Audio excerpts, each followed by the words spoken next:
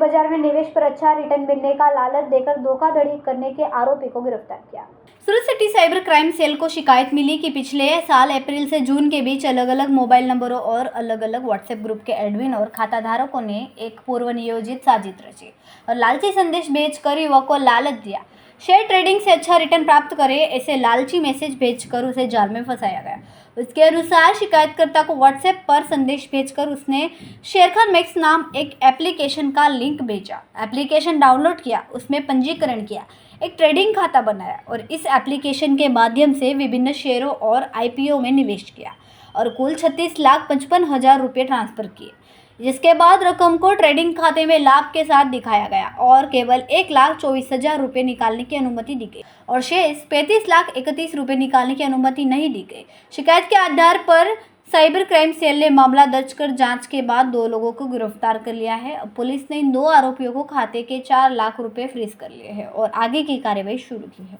संवाददाता अश्वनाथ छिरसाट, BHP news, सूरत। મહેરબાન police commissioner Shri Surat શહેર, સંયુક્ત પોલીસ કમિશનર શ્રી ક્રાઇમ તથા નાયબ પોલીસ કમિશનર શ્રી ક્રાઇમ બ્રાન્ચનાઓ દ્વારા સુરત શહેરના નાગરિકો ઇન્વેસ્ટમેન્ટ ફ્રોડ જેવા જે ફ્રોડ અત્યારે ચાલી રહ્યા છે એનો ભોગ ન બને તે માટે અને જો ખાસ સૂચના આપવામાં આવે તથા જો ભોગ બન્યા હોય તો તેઓને ન્યાય મળે તે માટે FIR નોંધી અને આગળની કાર્યવાહી કરવા, ઇન્વેસ્ટિગેશન કરવા અને આરોપીઓને પકડી પાડવા સૂચના આપવામાં આવેલ હતી। તે અનુસંધાને સાયબર ક્રાઇમ પોલીસ સ્ટેશનની અંદર ચાલુ વર્ષે 54 નંબરની FIR નોંધવામાં આવી હતી, જેમાં સુરત શહેરના રહેવાસી એક મહિલા સાથે આશરે રૂપિયા 36 લાખનું ઇન્વેસ્ટમેન્ટ કરાવીને ઇન્વેસ્ટમેન્ટ ફ્રોડનું ગુનો આચરવામાં આવેલ હતો, જેમાં એપ્રિલ માસથી લઈને જૂન માસ સુધી સદર મહિલાને વોટ્સઅપ મારફતે કોન્ટેક્ટ કરી લિંક મોકલી અને આઈપીઓમાં અલગ અલગ કંપનીઓના આઈપીઓમાં રોકાણ કરવાથી તેમને ખૂબ ફાયદો થશે એવી લાલચ આપીને વોટ્સઅપ મારફતે એક લિંક મોકલવામાં આવી હતી અને લિંક મારફતે APK ફાઇલ ડાઉનલોડ કરાવી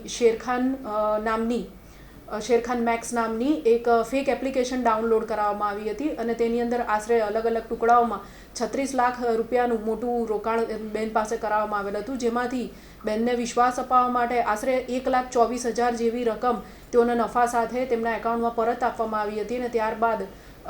આશરે 35 લાખ રૂપિયા જેટલા રકમનું ફ્રોડ કરીને તેમનું જે એકાઉન્ટ છે ડિલીટ કરીને ને એમની સાથે બધા તમામ સંપર્કો તોડી નાખવામાં આવ્યા હતા। તો સદર ગુનાનો અહીંયા રજિસ્ટ્રેશન સાયબર ક્રાઇમ પોલીસ સ્ટેશનમાં થયા બાદ સાયબર ક્રાઇમ પોલીસે સ્ટેશનના જે સ્ટાફ છે તેઓએ ઇન્વેસ્ટિગેશન કરતા કુલ 2 આરોપીઓને ગઈકાલે અટક કરવામાં આવેલ છે, જેમાં મૂળ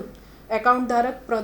પ્રદુમ પાંડે છે, જેઓએ આશરે 30,000 રૂપિયા જેટલું કમિશન લઈને પોતાનું એકાઉન્ટ આવી ગેરકાયદેસર પ્રવૃત્તિ માટે ભાડે આપેલ હતું। સદર વ્યક્તિ હાલ સુરતમાં રહે છે અને મૂળ ઉત્તર પ્રદેશના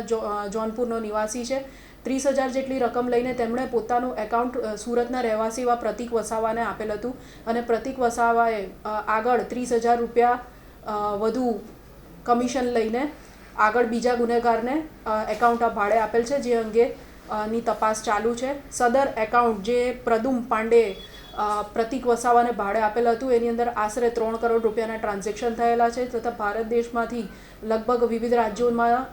કુલ NCCRP પર જોતા 30 જેટલી ફરિયાદો આ સદર એકાઉન્ટની વિરુદ્ધ નોંધાયેલી છે। વધુમાં પ્રતિક વસાવાની વિરુદ્ધ ગુજરાતના કચ્છના ગાંધીધામ પોલીસ સ્ટેશનની અંદર પણ અગાઉ આ પ્રકારની ફરિયાદ થયેલી છે।